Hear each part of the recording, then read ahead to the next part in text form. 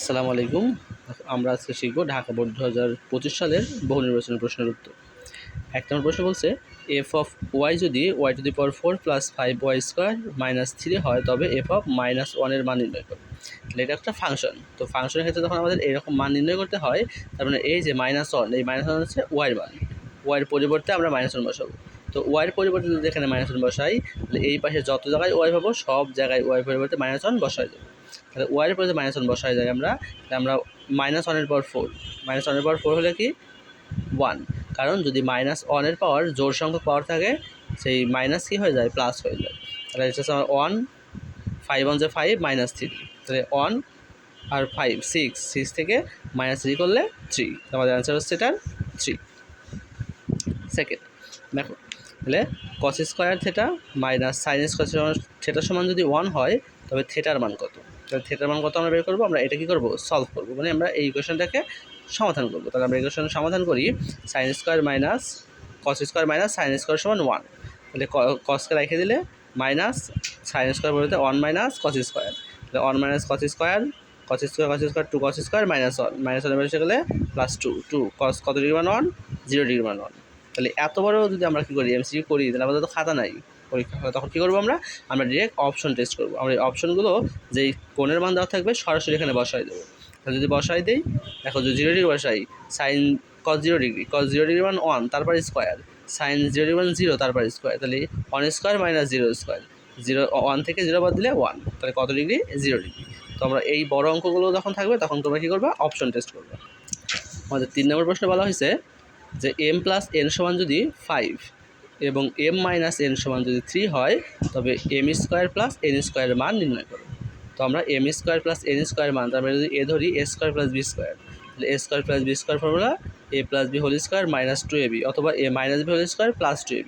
এখন আমার a plus বির মান আছে আর a মাইনাস বির মান আছে, কিন্তু a বির মান নাই, আমরা a মাইনের মান তো নাই। তাহলে আমরা এই ফর্মুলায় গেলে দেখবো আমাদের অনেক সময় লাগতেছে।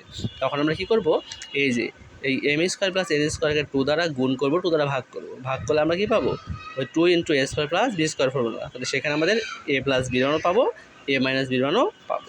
তাহলে আমরা জানি 2 × m square plus n square সমান m plus n whole square plus m minus n whole square. তাহলে 2টা এই পাশে আছে ভাগ, এই পাশে আসলে হবে গুণ, তারপর এই পাশে আছে গুণ, এই পাশে আসলে হবে ভাগ। তাহলে ভাগ করলে আমরা এটার মান পাবো 5 স্কোয়ার, এটার মান 3 স্কোয়ার। তাহলে ভাগ করলে আমরা পাবো 34 2 দ্বারা ভাগ করলে পাবো 17। আমাদের অ্যান্সার হচ্ছে 17। দেখো নেক্সট, মূলদ সংখ্যার ক্ষেত্রে √49 একটি বিজোড় সংখ্যা, 0.2 একটি অপ্রকৃত ভগ্নাংশ, 0 একটি পূর্ণ সংখ্যা। তাহলে আমরা যদি 49 রুট করি, 49 রুট কত, 7 একটা বিজোড় সংখ্যা, হ্যাঁ ঠিক আছে। 0.21 একটি অপ্রকৃত ভগ্নাংশ, না এটা অপ্রকৃত কখনোই নয়। কেন অপ্রকৃত নয়, কারণ অপ্রকৃত হইলে আমার দশমিকের পরে পূর্ণ সংখ্যা থাকা লাগবে, পূর্ণ সংখ্যা হইলে এটা কী হইতো, অপ্রকৃত হইতো। অর্থাৎ অপ্রকৃত মানে কি, যেই ভগ্নাংশের লব হর অপেক্ষা বৃহত্তর বা বড় তাকে আমরা বলি অপ্রকৃত।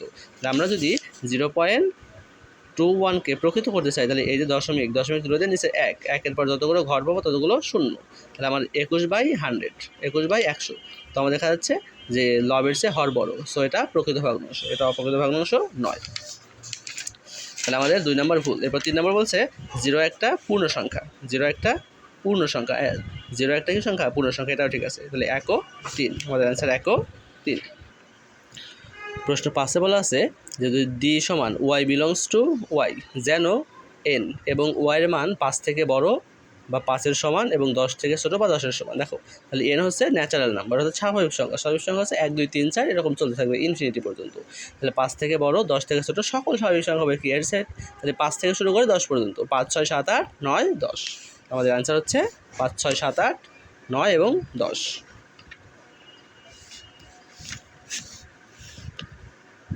তারপর 6 বলছে যে প্রদত্ত তথ্যটাকে 6 ও 7 নম্বর উত্তর দাও। দেখো বলছে যে কি, পি সমান 3 + 2√2, পি সমান 3 + 2√2।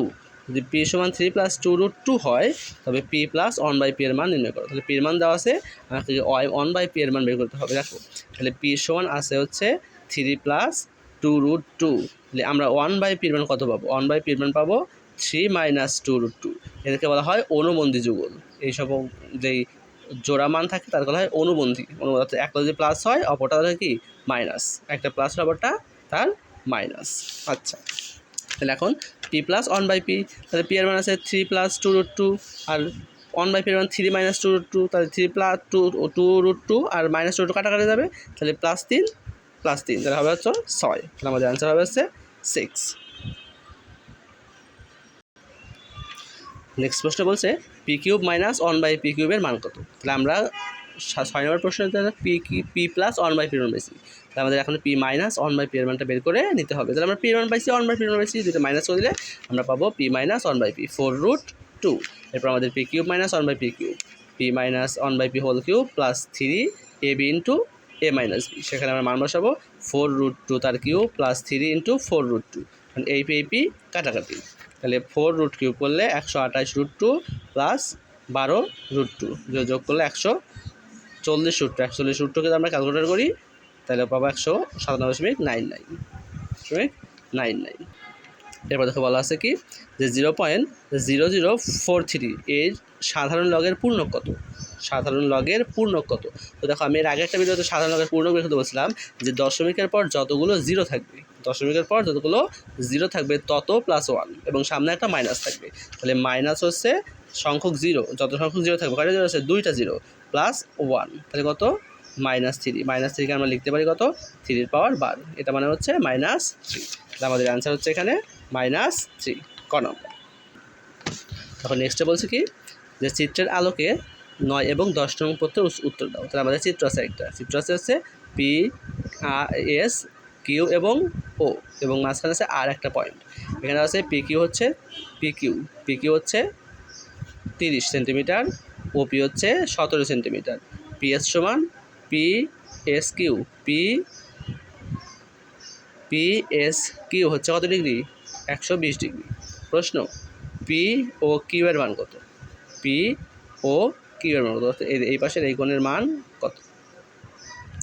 আমরা যদি এই পি কিউ এই পাশে টাকা চাপ ধরি একটা, তাহলে পি কিউ চাপের উপর দণ্ডায়মান বৃত্তস্থ কোণ পি এস কিউ এবং কেন্দ্রস্থ কোণ এর উল্টা পাশেরটা, একে বলা হয় হচ্ছে প্রবৃদ্ধ পি ও কিউ।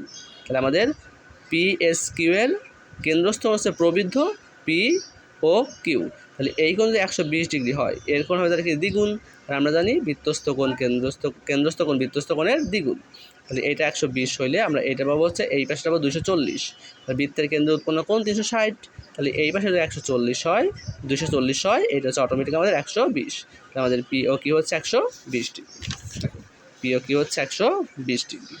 ক্লিয়ার।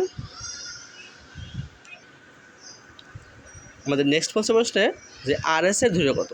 আর এস, এই যে পি এখানে ছিল আর, এটা হচ্ছে এস, তাহলে এই আর এস এর মান কত, আমরা আর এস এর মান বের করবো। তাহলে আমরা আর এস এর মান বের করতে হলে আমরা এটা ছিল 17, এই পুরোটা হচ্ছে কত 30, তাহলে 30 অর্ধেক হচ্ছে 15, এইটা একটা ত্রিভুজ ধরি, তাহলে এই ত্রিভুজ এটা হচ্ছে অতিভুজ 17, আর পি আর হচ্ছে মধ্যবিন্দু, তাহলে পি আর পাবো হচ্ছে 30 ভাগ কত 2, 15, তাহলে এটা 15, এটা 17, তাহলে আমরা এখানে ও আর এর মান বের করবো। তাহলে অতিভুজ স্কয়ার সমান লম্ব স্কয়ার যোগ ভূমি স্কয়ার, সেই ফর্মুলা আমরা ও আর এর মান বের করবো। তাহলে আমাদের 17 স্কয়ার মাইনাস 15 স্কয়ার রুট, তাহলে 17 স্কয়ার মাইনাস 15 স্কয়ার, তাকে রুট করে পাবো আমরা 8। তাহলে আমাদের এই ও এস হচ্ছে ও আর হচ্ছে 8, ও আর হচ্ছে কত 8। তোমরা ভুল করো কি, ও আর যদি 8 হয় তাহলে কি আর এস কত 8, এখানে কি প্রশ্ন বলছিল যে আর ও এস এর মধ্যবিন্দু, না, আমার এই যে ওপি যদি কত হয় 17 হয়, ও এস 17, কেন ও এস 17, কারণ ওপি ও এস ও কিউ সবগুলো একটা বৃত্তের ব্যাসার্ধ, আর একটা বৃত্তের যত ব্যাসার্ধ থাকে সব ব্যাসার্ধই কি পরস্পর সমান, তাহলে আমার ওপি যদি 17 হয় আমার ও এস 17, তাহলে ও এস 17 হয়, ও আর যদি 8 হয় তাহলে 17 থেকে 8 বাদ দিলে আমাদের আর এস পাবো হচ্ছে আমরা 9, তাহলে আমাদের আনসার হচ্ছে আর এস কত 9, আর এস কত 9 সেন্টিমিটার। ক্লিয়ার।